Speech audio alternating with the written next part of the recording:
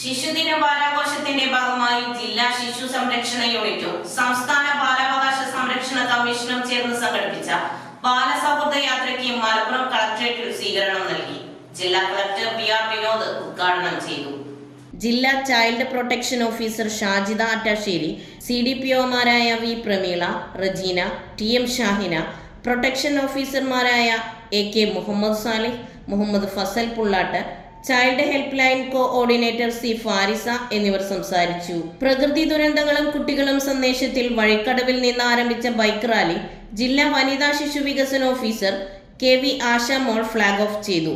നിലമ്പൂർ, മമ്പാട്, എടവണ്ണ, മഞ്ചേരി, മലപ്പുറം എന്നിവിടങ്ങളിൽ ശിശു വികസന പദ്ധതി ഓഫീസർമാർ, സൂപ്പർവൈസർമാർ, സ്കൂൾ കൗൺസിലർമാർ, അംഗനവാടി ജീവനക്കാർ, ചൈൽഡ് ഫ്രണ്ട്ലി ഓർഗനൈസേഷൻ എന്നിവരുടെ നേതൃത്വത്തിൽ സ്വീകരണം നൽകി.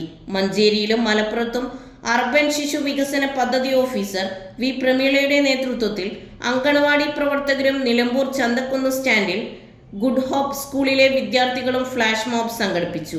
വെള്ളിയാഴ്ച രാവിലെ കോട്ടക്കലിൽ നിന്ന് ആരംഭിക്കുന്ന രണ്ടാം ദിവസത്തെ റാലി തിരൂർ തുഞ്ചൻ പറമ്പ് സന്ദർശിച്ച് പൊന്നാനി കർമ്മ റോഡിൽ സമാപിക്കും.